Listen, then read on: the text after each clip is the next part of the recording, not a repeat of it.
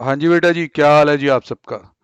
बेटा जी, कल जिस तरह आपका ये इंटर की जो टेस्ट सीरीज है उसमें सीवीपी का टेस्ट है। तो इससे पहले भी सीवीपी का एक टेस्ट हुआ था क्लास में, तो उसके अंदर एक धमाकेदार क्वेश्चन गया था। इतना भी मुश्किल नहीं था, बट उसमें लोगों को दिक्कत आई थी। तो अब सबको है वो हॉस्पिटल वाला क्वेश्चन, हॉस्पिटल वाला क्वेश्चन। मैं कहा चलो यार, यूट्यूब के जरिए ये सबको ही करवा देते हैं। और बेटा जरा स्टार्टिंग से सुन लें। अब कईयों का डाउट तो सिर्फ ब्रेक इवन पॉइंट पे है, बट इस प्लेटफॉर्म पे जब हम काम करेंगे तो नेचुरल है कि भाई क्वेश्चन अगर रखा गया तो वो पूरा करवाना पड़ेगा। और जी क्वेश्चन नंबर थर्ड है। इसकी पीडीएफ आपको मिल जाएगी। Grand hospital operates a 40 bed capacity special health care department. The said department levies a charge of 425 per bed day from a patient using the service. Special health care department है, हो सकता है ICU type हो, तो जिसमें जो bed rent है, जैसे पेशेंट जब एडमिट होता है तो बताया जाता है जी बेड रेंट ये होगा, वो है 425 रुपये per day. Data related to the fee collected and the cost for the year 2001 is as under. कहता है इतनी हमारे पास फी कलेक्ट हुई है, ये 425 रुपये पर बेड पर पर्सन के हिसाब से। और वेरिएबल कॉस्ट भी जो पेशेंट डेज के हिसाब से इतनी है, इसे भी हम पर बेड डे कर लेंगे। फिर हमारी डिपार्टमेंटल फिक्स कॉस्ट है, तो कुछ अपूर्णड कॉस्ट है हॉस्पिटल एडमिनिस्ट्रेशन की। तो ये डाटा बिल्कुल तैयार है अगर प्रॉफिट लॉस निकालना हो। बट एक खर्चा इसमें और है बिसाइड अबव, मतलब कि इसके अलावा nursing staff were employed as per the following scale at 48,000 per annum per nurse. कहते भाई नर्सिंग स्टाफ जो डिप्यूट किया जाता है इस यूनिट में, स्पेशल हेल्थ केयर डिपार्टमेंट में, वो पेशेंट डे पे डिपेंड करता है। अगर एनुअल पेशेंट डे हमारे 5,000 से कम है तो 3 नर्सेज। एक नर्स को हम दे रहे हैं 48,000 पर एनम पर नर्स, तो 3 का खर्चा आप समझ सकते हैं। 5,000 से लेके 7,000 पेशेंट डेज अगर हों तो ये 4, फिर यहाँ पे ऐसे। और अगर 9,000 से ऊपर हो तो 8।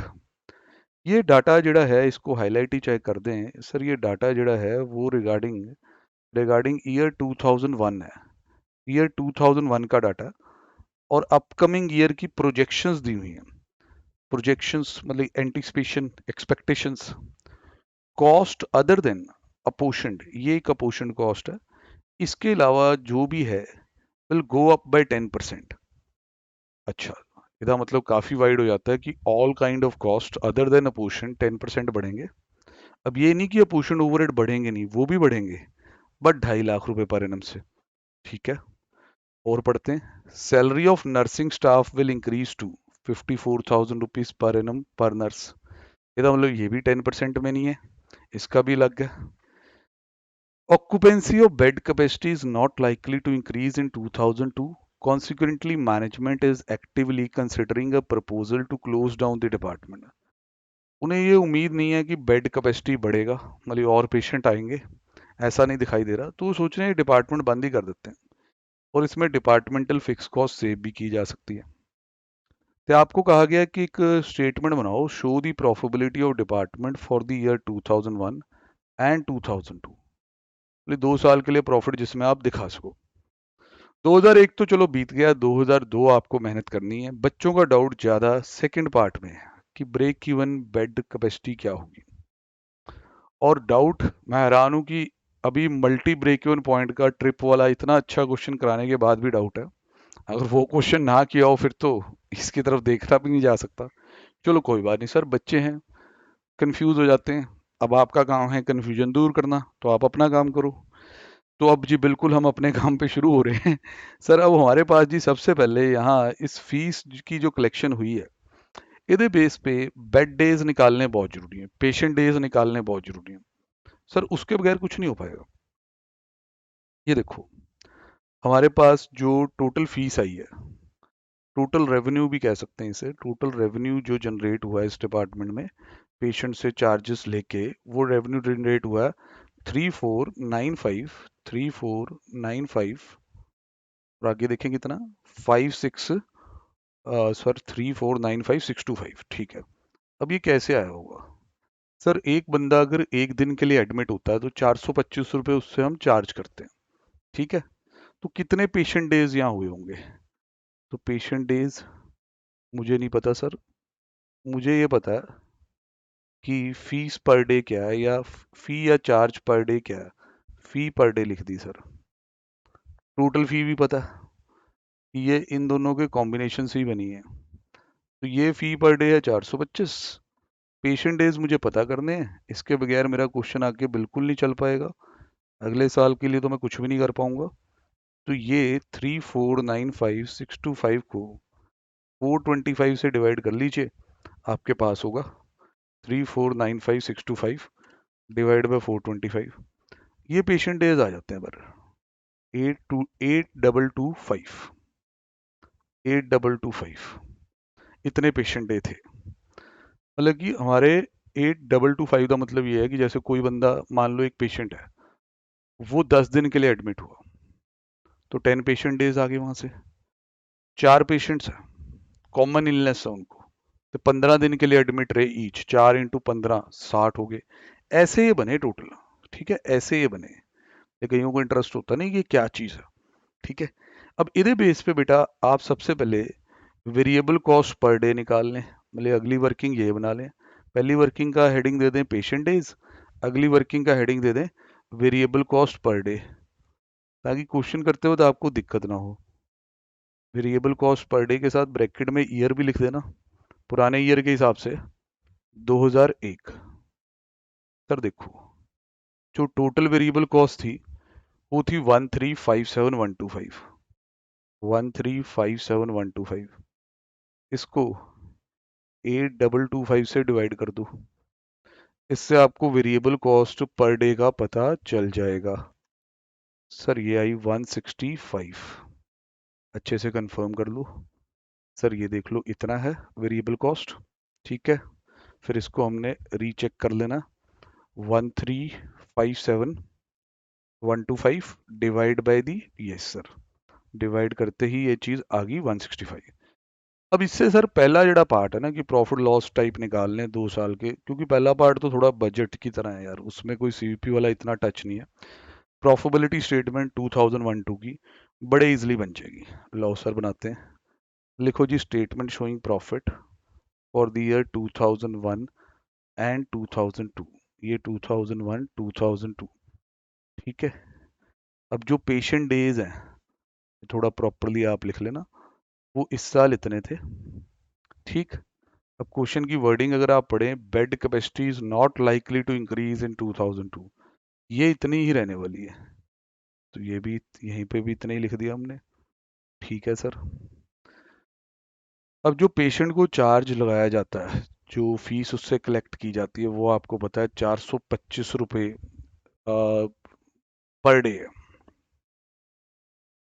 चार्ज स्लैश फी पर डे, मैं थोड़ा शॉर्टकट में ही बनाऊंगा इसको, 425 आप पूरा डिटेल में टोटल टोटल भी बना सकते हैं।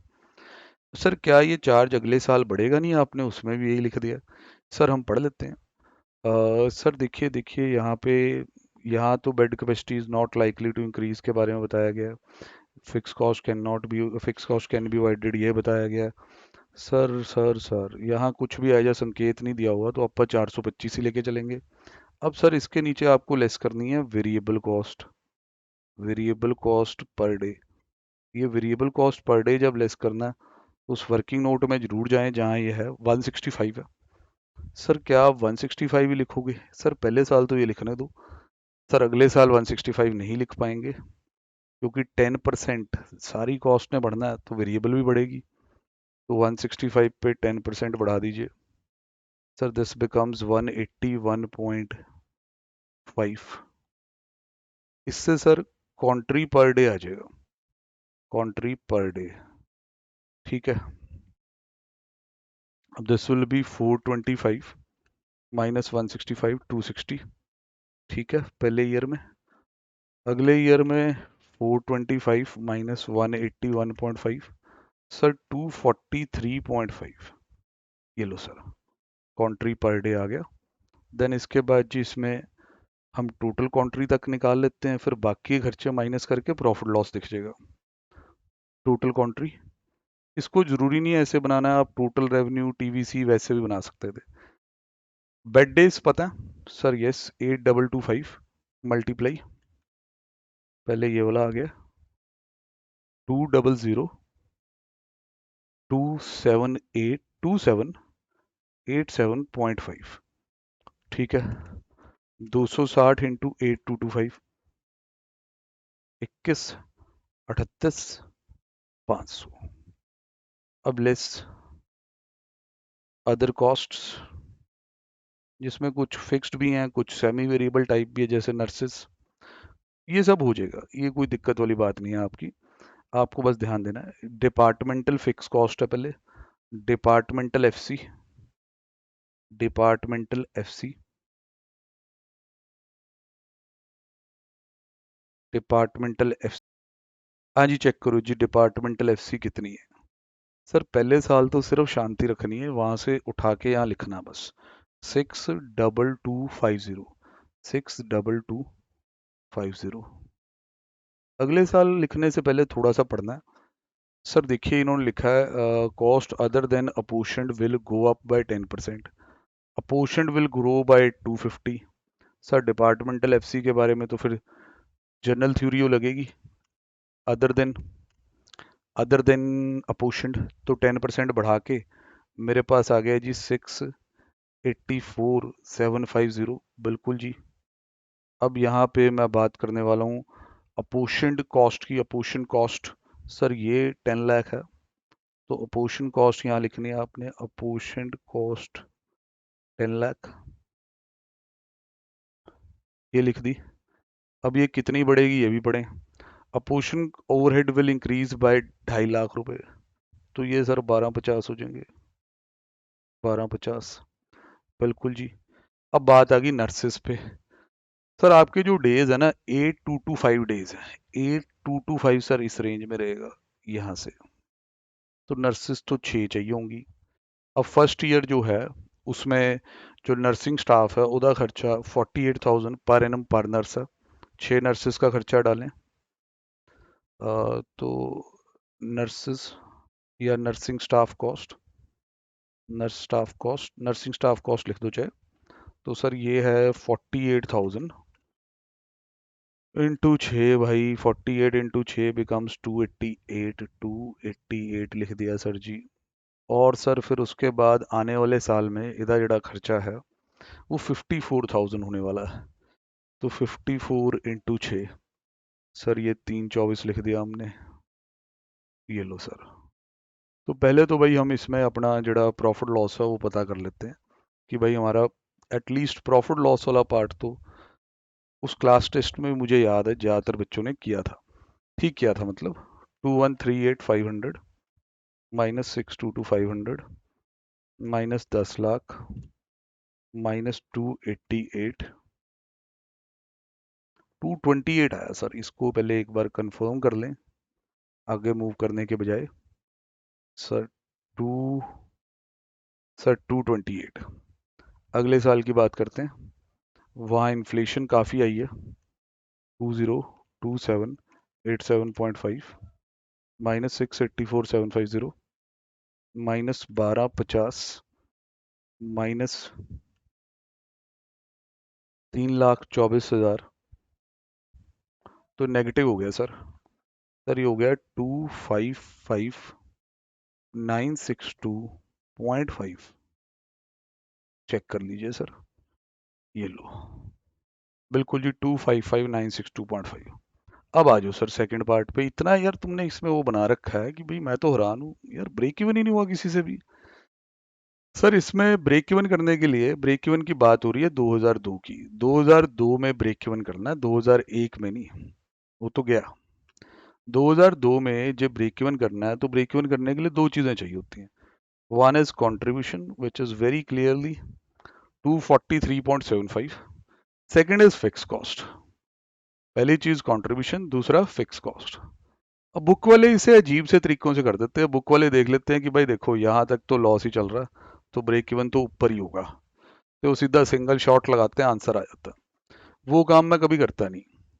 मैंने तुम्हें एक स्कूल ट्रिप वाला क्वेश्चन कराया था जिसमें हमने रेंजेस बनाई थी, क्लास इंटरवल बनाए थे कि इस रेंज में ये कॉस्ट फिक्स्ड रहेगी, फिर ब्रेक कंट्रीब्यूशन यूज करके break even feasible not feasible करना था।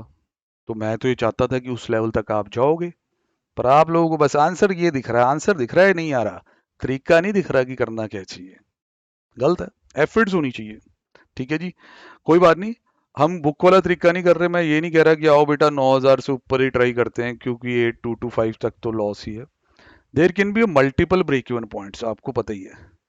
तो हम एक स्टेटमेंट बनाएंगे, लिखो जी, statement showing possible break even points, statement showing possible break even points for the year 2002, for the year 2002। ठीक है, देखते हैं सर कैसे होता है। सर हम हर एस्पेक्ट डिस्कस करेंगे, क्योंकि अगर हमने एक ही बार में सॉल्व कर दिया ना, आंसर आ जाएगा। फिर कोई ना कोई जो टेक्निकल प्लेयर है, जिसकी टेक्निक अच्छी है, वो सोचता रहेगा यार लो लेवल्स पे क्यों नहीं ट्राई किया। तो जैसे हम हमने यहाँ, जैसे ये है ना, इतना ही बनाना है हमने भी, तो इसको बनाते हैं, क्योंकि आपको एक क्लियर है। पहले मैं क्या थोड़ी सी बात कर लें कि हमें सीधा हम सोल्यूशन पे ना आ जाए। सर इसमें ना तीन खर्चे रिकवर करने हैं इस कंट्रीब्यूशन में। देखो, एक डिपार्टमेंटल एफसी है, एक अपोर्शन फिक्स कॉस्ट है, और एक नर्सिंग स्टाफ का खर्चा। डिपार्टमेंटल एफसी और अपोर्शन फिक्स कॉस्ट को फर्क नहीं पड़ता कुछ भी, नंबर ऑफ पेशेंट से उसे फर्क नहीं पड़ता।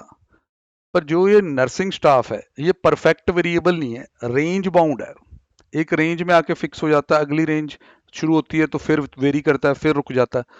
तो इसमें वेरियस रेंजेस की फिक्स कॉस्ट निकालनी पड़ेगी, जैसे उस ट्रिप वाले क्वेश्चन में निकाली थी। वही मैं आपको यहाँ शो करने वाला हूँ, statement showing the possible break even points. तो हमने जिस हिसाब से यहाँ है उतना डाटा यहाँ बना लिया। तो हमने यहाँ पे चार पॉसिबिलिटीज हैं जिसमें काम करना है, तो चार कॉलम अपने हैं। यहाँ हमने लिख दिया लेस देन कितने दिन अभी पहले, 5,000 पेशेंट डेज। और सर अगला रेंज क्या पकड़ना है, 5,000 से 7,000 का, 5,000 से 7,000, 5 से 7, 7 से 9, फिर अबव 9, ये रेंज पकड़नी है हमने। ठीक है, अब यहाँ पे इस रेंज के अंदर हम कॉन्फिडेंस से कह सकते हैं कि कॉस्ट जो भी लिखी जाएगी वो इस रेंज में वेरी नहीं करेगी। तो मैं टीएफसी वर्ड यूज करूंगा, इसमें मेरी डिपार्टमेंटल एफसी आएगी, और मेरा जी अपोर्शन्ड ओवरहेड आएगा, अपोर्शन्ड ओवरहेड्स से यहाँ आएंगी नर्सेस। अब याद करो, जो ट्रिप वाला क्वेश्चन था स्कूल का, वहाँ buses, price distribution, block entrance fee, वहां तो इतनी ज्यादा चीजें थी जो रेंज टू रेंज चेंज होती थी। ये से इसमें तो सिर्फ एक नर्सेस था। अब जो डिपार्टमेंटल एफसी है, सर डाटा 2002 से उठाना, इस तरफ बिल्कुल ना देखना, इधर ध्यान देना बस। डिपार्टमेंटल एफसी तो यही रहेगी हर रेंज में, 684,750, 684,750, 684,750, ये मैं टिक लगाता हूँ कि भाई यही है, ताकि टाइम ज़्यादा ना लगे। अपोर्शन्ड जी आपकी कॉस्ट है वो 1250 है। सर ये भी यही रहेगी, 1250 ही रहेगी। एक बार लिखा 12,50,000, फिर टिक लगा दिए कि लो भाई सेम ही है। आप प्रॉपर लिखेंगे। नर्सेज, सर इतना आसान है, एट द रेट 54,000 रखना। अब 54,000 चार्ज है, ये याद रखना, क्योंकि अगले साल की बात हो रही है सर, पिछली बात पुरानी हो गई है। 54,000, अब लेस देन 5,000 में तीन नर्सेज होंगी, तो तीन नर्सेज का 54 के हिसाब से तीन, 162। ठीक है जी, उसके बाद जी 54 × 4 के हिसाब से 216, यह आ जाएगा 216। ठीक है भाई साहब, फिर उसके बाद जी यहाँ पे 6, फिर 8। अब 6 54 के हिसाब से 6, 6 3 24। ठीक है सर, और सर जी फिर 8, 54 × 8, 432। ये आपने टोटल कर लेने हैं जी यहाँ पे, ये अब टोटल करने हैं आप लोगों ने। टोटल देखते हैं जी क्या बनता है, 684,750 प्लस 1250, ये तो है इतना। मैं इसको साइड पे लिख के रख लेता हूँ कि भाई ये तो हमारा कॉमन है, इतना तो है ही है। बस इसमें अपने को नर्सिंग स्टाफ के खर्चे को ही जोड़ना है। तो ये जो अबव 9000 वाली रेंज है, यहाँ तो जी 2366750 आ रहा है। ठीक है जी। फिर यहाँ से पीछे आते हैं, तो इसमें से चाहे 1,08,000 माइनस कर दीजिए, 2 नर्सेस कम हो गई थी, 2258750। यहाँ से जब पीछे आते हैं तो फिर दो का ही फर्क है, 1,08,000 और माइनस कर दीजिए, 2150750। यहाँ से पीछे आते हैं तो एक नर्स कम हो रही है, तो 54,000 कम कर दीजिए, 54,000। Now this is 2096750। अब इस खर्चे को पहले आराम से समझ लीजिए। मतलब कि चाहे एक पेशेंट है, चाहे 4,999 है, ये खर्चा इतना रहने वाला है। पर अगर 5,000 है, 5,000 से लेके 6,999 तक ये खर्चा यही रहेगा। फिर चाहे 5,500 है, चाहे 6,200 है, 7,000 है, 7,500 है, 8,000 है, तो ये रहेगा। मतलब it is fixed during up to in this range. मतलब ये फिक्स कॉस्ट है, बट रेंज बाउंड फिक्स्ड है। तो ये हमारी फिक्स कॉस्ट बिल्कुल है जी, इन रेंजेस के हिसाब से फिक्स्ड है। तो यहाँ हम लोगों ने क्या करना होता है कि इस फिक्स कॉस्ट को डिवाइड करना होता है सिंपली बाय कंट्री, तो बीईपी निकालने होते हैं, ब्रेक इवन पॉइंट। सर वही फॉर्मूला, ये आपकी टीएफसी है, मैं दोबारा इंडिकेट कर दूं यहाँ भी, टीएफसी डिवाइड बाय क्या, कंट्री। सर अब कंट्री इस साल का यूज कीजिए। इस साल का जो कंट्रीब्यूशन है वो 243.5 है बेटा, 243.5, ध्यान रखना सर, 243.5। तो एक बार तो डिवाइड कर देते हैं, फिर फिसिबल नॉट फिसिबल पे बोलेंगे। 243.5, ओहो, ये तो भाई कहाँ आ रहा है, 8610 पॉइंट कुछ है, तो मैंने 11 लिख दिया। 251,750 डिवाइड बाय, कंट्रीब्यूशन चेक कर लो सर कितना है, 243.5 ये सर, डिवाइड बाय 243.5। सर ये भी गया 8833, 2258 divide by 243.5। Sir 9276, last 2366750 divide by 243.5। Sir ये आ रहा है, मैं एग्जैक्ट पहले बता दूं क्योंकि थोड़ा राउंड ऑफ करके लिखना पड़ेगा, पेशेंट डेज हैं। ये आ रहा है 9719, सॉरी दोबारा लिखता हूँ, 9719.71। तो इसको हम राउंड ऑफ करके लिखेंगे 9720। अब एक बार आप आंसर भी चेक करें कि आंसर किस हिसाब से दिए हैं और हमने इंटरप्रिटेशन कैसे लानी है। ये लीजिए सर, हो गई तसल्ली, ब्रेक इवन आ गया। ठीक है जी, पॉसिबल है यार, तुम लोगों ने एफर्ट दी कि तुमने कहा पूछो पूछो पूछो भाई, अपने आप बताएगा। तो ये अब ये वाले आंसर क्यों नहीं है सर? देखिए आप कह रहे हैं कि ये जो खर्चा है, ये खर्चा 5,000 से कम पेशेंट का है, तो यहाँ ब्रेक इवन होगा 8611 पे। भैया ये खर्चा ही चेंज हो जाएगा 8611 पे जाते जाते। इसमें इसका मतलब अगर 5,000 तक पेशेंट आते हैं तो ब्रेक इवन पॉसिबल ही नहीं है, क्योंकि ये खर्चा रिकवर करने के लिए पेशेंट ज़्यादा चाहिए। तो इसके नीचे क्या लिखना होगा, नॉट फिसिबल, मतलब break even not feasible in this range. अब याद आया स्कूल ट्रिप वाला क्वेश्चन, यहाँ पे भी अपर लिमिट 7,000 है जी, और आप ये लिख के बैठे हुए हैं रेंज से बाहर हो जाता है, अगेन नॉट फिसिबल, यहाँ भी फिसिबिलिटी नहीं है। यहाँ अपर लिमिट 9,000 है, रेंज से बाहर हो जाता है, again not feasible sir ji. Last जिसके खुले दरबार हैं 9,000 से ऊपर तक के लिए एप्लीकेबल है वो, यहाँ आएगा फिसिबल। अब पेपर में जब सोल्यूशन बनता है ऐसे का, क्योंकि ये फाइनल फाइनल में आया हुआ क्वेश्चन है ये, तो वो लोग सीधा अबव 9,000 सॉल्व कर देते हैं, क्योंकि वो कहते हैं जी 8,225 अभी सॉल्व तो किया आपने, उसमें लॉस ही आ रहा है, और निचले लेवल पे इतना दम ही नहीं है कि इतनी कॉस्ट रिकवर हो जाए। पर सर हमें वो तरीके नहीं आते, उससे लगता है बच्चा थोड़ा यह सोचता है कि क्वेश्चन टू क्वेश्चन आप मेथड बदल देते हो। हमने सारी रेंजेस स्कूल ट्रिप के क्वेश्चन में भी की थी और यहाँ भी की है, पूरी तसल्ली वाला सोल्यूशन करवाया बेटा आपको। अब 9720 बेड डेज चाहिए, तभी ये ब्रेक इवन हो पाएगा। अब सर ਇਹਦਾ एक पार्ट वो भी बचा, मैं फिर कोई कह दे जी ये नहीं कराया। अब कहते हैं इंक्रीज इन फी पर डे कितनी करें, required to justify the continuous of department.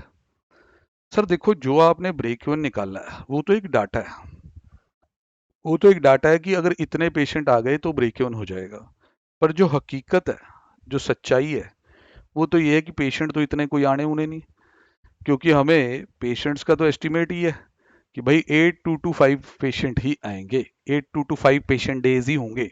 Patient physically तो कम होंगे but admissions into number of patient into days करके पेशेंट डेज ये बन जाते हैं, इतने ही बनेंगे। तो पहले तो उसने हमारे से ध्यान से फीलिंग समझो पूछने वाले की, पहले तो उसने पूछा ब्रेक इवन कहाँ होगा, हमने बता दिया, कहना यार ठीक है वो तो सही है, पर अगर हमें इस सेंटर को कंटिन्यू रखना है तो इस हालात में तो कंटिन्यू नहीं रख सकते। 2002 की प्रोजेक्शन देखो, इतना पेशेंट आ रहा है, इससे तो आपको भारी भरकम नुकसान हो रहा है। कह रहे कोई नहीं, फिर फीस बढ़ा लेते हैं ना, थोड़ी सी फीस बढ़ा देते हैं। अब सर इसमें कोई भी टेक्निकल पॉइंट नहीं है, जितना लॉस हो रहा है इस लॉस को रिकवर करना है आपने फीस बढ़ा के इतने पेशेंट डेज में से, इससे डिवाइड कर दें, इंक्रीज इन फीस का आंसर आ जाएगा 255962 divide by 8225। Sir exact answer, इतने से अगर फीस बढ़ जाए तो आपका 8225 पे भी ब्रेक इवन हो सकता है।